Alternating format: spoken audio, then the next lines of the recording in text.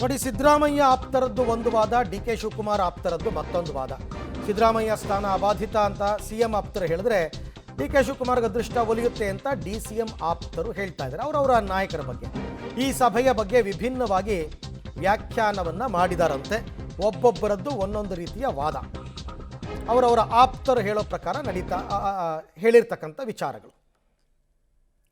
ಸಿದ್ದರಾಮಯ್ಯ ಬದಲಾಗ್ತಾರೆ ಅಂತ, ಆಗಲ್ಲ ಅಂತ ಸಹಜವಾಗಿ, ಯಾಕೆಂದ್ರೆ ನೋಡಿ, ಇದು ಆವಾಗಿಂದನೂ ಮುಂದುವರ್ಕೊಂಡು ಬಂದಿದೆ, ಈಗಲೂ ಮುಂದುವರಿತಾ ಇದೆ ಅಷ್ಟೇ. ಈ ಬಗ್ಗೆನೂ ಮತ್ತಷ್ಟು ಮಾಹಿತಿ ನನ್ನ ಕೊಲೀಗ್ ರವೀಶ್ ಅವರಿಂದ ಪಡ್ಕೊಂಡ. ರವೀಶ್, ಈಗ ಸಿದ್ದು ಆಪ್ತರು ಮತ್ತು ಡಿ ಕೆ ಶಿ ಆಪ್ತರು ಸರ್ಕಾರ ರಚನೆ ಆದಾಗಿಂದನೂ ಇದೇ ತಾನೇ ಅವ್ರು ವಾದ ಮಾಡ್ಕೊಂಡು ಬಂದಿರತಕ್ಕಂಥದ್ದು. ಆ ಬದಲಾವಣೆ ಆಗ್ತಾರೆ ಇಲ್ಲ. ಸೊ ಈ ಗೊಂದಲಕ್ಕೆ ಬ್ರೇಕ್ ಹಾಕಬೇಕು ಅಂತಲೇ ಇವತ್ತು ಕುತೂಹಲದಿಂದ ಕಾಯ್ತಾ ಇದ್ದಿದ್ದು. ಬಟ್ ಈ ಗೊಂದಲ ಇನ್ನೂ ಒಂದಷ್ಟು ದಿನ ಮುಂದುವರಿಯುತ್ತೆ ಅಂತ. ಅರವಿಂದ್, ಖಂಡಿತವಾಗಿ ಕೂಡ ಕಾಂಗ್ರೆಸ್ನ ಹೈಕಮಾಂಡ್ ಕ್ಲಿಯರ್ ಕಟ್ಟಾಗಿ ಬಹಿರಂಗವಾಗಿ ಏನಾದರೂ ಘೋಷಣೆ ಮಾಡಿದರೆ ಈ ಒಂದು ವಾದಕ್ಕೆ ಯಾವುದೇ ರೀತಿಯ ಪುಷ್ಟಿ ಸಿಗ್ತಾ ಇರಲಿಲ್ಲ. ನೀವು ಹೇಳದಂತೆ ಕಾಂಗ್ರೆಸ್ ಸರ್ಕಾರ ಅಸ್ತಿತ್ವಕ್ಕೆ ಬಂದಾಗಿನಿಂದಲೂ ಕೂಡ, ಅದರಲ್ಲೂ ಕೂಡ ಒಂದು ರೀತಿಯಲ್ಲಿ ಪವರ್ ಶೇರ್ ಏನಿದೆ ಅದು ಜಾರಿ ಆಗ್ತಾ ಇದೆ ಅನ್ನೋದ್ರಿಂದ ಹಿಡಿದು ಇಲ್ಲಿ ತನಕವೂ ಕೂಡ ಇಲ್ಲ D K Shivakumar C M ಆಗ್ತಾರೆ ಅಂತ ಅವ್ರು ಬಣದವರು, ಇಲ್ಲ ಸಿದ್ದರಾಮಯ್ಯ ಬಿಟ್ಕೊಡೋದಿಲ್ಲ, ಯಥಾಸ್ಥಿತಿ ಮುಂದುವರಿಯುತ್ತೆ ಅಂತ ಸಿದ್ದರಾಮಯ್ಯ ಬಣದವರು, ಇದೇ ರೀತಿ ಜಟಾಪಟಿ ನಡೀತಾ ಇದೆ. ಅಂದರೆ ಇವತ್ತಿನ ಸಭೆಯ ಗುಟ್ಟನ್ನು ಸಿದ್ದರಾಮಯ್ಯನವರು ಏನಾದರೂ ಅವರ ಆಪ್ತ ಸಚಿವರಲ್ಲಿ ಹೇಳಿದರೆ, ಅಂದರೆ ಈ ರೀತಿ ತೀರ್ಮಾನ ಆಗಿದೆ, ರಾಹುಲ್ ಗಾಂಧಿ ಅವರು ಈ ರೀತಿ ಆಫರ್ ಮತ್ತು ಆಪ್ಷನ್ಗಳನ್ನು ಕೊಟ್ಟಿದ್ದಾರೆ, ನಾನು ಅದಕ್ಕೆ ಇನ್ನೂ ಕೂಡ ಒಪ್ಕೊಂಡಿಲ್ಲ, ಏನು ಮಾಡಬೇಕು ಅಂತೇನಾದರೂ ಕೇಳಿದರೆ ಖಂಡಿತವಾಗಿ ಕೂಡ ಅದು ಹೊರಗಡೆ ಬರುತ್ತೆ. ಇಲ್ಲ, ಆ ಗುಟ್ಟನ್ನು ಬಿಟ್ಕೊಡ್ಬಾರ್ದು, ನಮ್ಮ ಆಪ್ತರ ಅಭಿಪ್ರಾಯ ಏನಿದೆ ಅನ್ನೋ ತಿಳ್ಕೊಳ್ಳೋಣ ಅಂತೇಳಿ ಮೇಲ್ನೋಟಕ್ಕೆ ಅವರಿಗೆ ತಾರಿಸಿ ಒಂದು ರೀತಿಯಲ್ಲಿ ಅದೆಲ್ಲ ಮೀಟಿಂಗ್ ಇನ್ಸೈಡ್ ಏನಾರು ಹೇಳ್ದೇ ಮೇಲ್ನೋಟಕ್ಕೆ ಕೆಲ ಅಂಶಗಳನ್ನು ಮಾತ್ರ ಹೇಳಿದರೆ ಖಂಡಿತವಾಗಿ ಕೂಡ ಇದೇ ರೀತಿಯ ವಾದ ಮುಂದುವರಿಯುತ್ತೆ.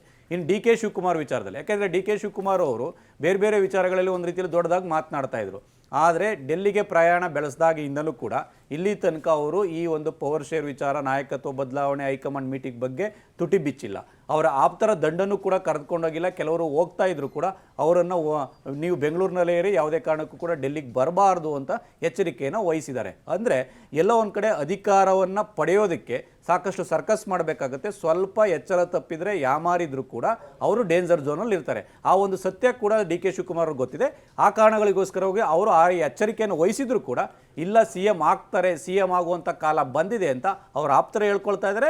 ಜೊತೆಗೆ ಸೋಷಿಯಲ್ ಮೀಡಿಯಾದಲ್ಲಿ ಆಲ್ರೆಡಿ ಈಗಾಗಲೇ ಅವರ ಬೆಂಬಲಿಗರೇನಿದ್ದಾರೆ ಸಿ ಎಂ ಆಗುವಂಥ ಕಾಲ ಹತ್ರ ಬಂತು ಅಂತಲೂ ಕೂಡ ಅದರಲ್ಲಿ ಪೋಸ್ಟನ್ನು ಹಾಕ್ತಾ ಇದ್ದಾರೆ. ಹಾಗೆ ಅಂತಿಮವಾಗಿ ಅದನ್ನು ಡಿಸೈಡ್ ಮಾಡಬೇಕಾಗಿರೋದು, ಬಹಿರಂಗವಾಗಿ ಹೇಳಬೇಕಾಗಿರ್ತಕ್ಕಂಥದ್ದು ಕಾಂಗ್ರೆಸ್ನ ಹೈಕಮಾಂಡ್. ಹಾಗಾಗಿ ಕಾಂಗ್ರೆಸ್ನ ಹೈಕಮಾಂಡ್ ಏನು ಹೇಳುತ್ತೆ, ಯಾವಾಗ ಹೇಳುತ್ತೆ, ಇನ್ನೊಂದು ವಾರದಲ್ಲಿ ಹೇಳುತ್ತೋ, ಇನ್ನು 2-3 ದಿನದಲ್ಲಿ ಹೇಳುತ್ತೋ ಅನ್ನೋದು ಕೂಡ ಕಾದು ನೋಡಬೇಕು. Arvind, right. Thank you Ravish, ತಮ್ಮ ಎಲ್ಲ ಮಾಹಿತಿಗಾಗಿ ಧನ್ಯವಾದ. ಸೊ ನೋಡೋಣ ನಾಳೆ ನಾಡಿದ್ದರ ಡೆವಲಪ್ಮೆಂಟ್ಸ್ ಏನಾಗುತ್ತೆ, ಬೆಳವಣಿಗೆ ಅಂತಕ್ಕಂಥದ್ರ ಮೇಲೆ ಅಲ್ಲಿನ ರಹಸ್ಯಗಳೆಲ್ಲವೂ ಕೂಡ ಒಂದೊಂದಾಗಿ ಹೊರಗೆ ಬರುತ್ತೆ.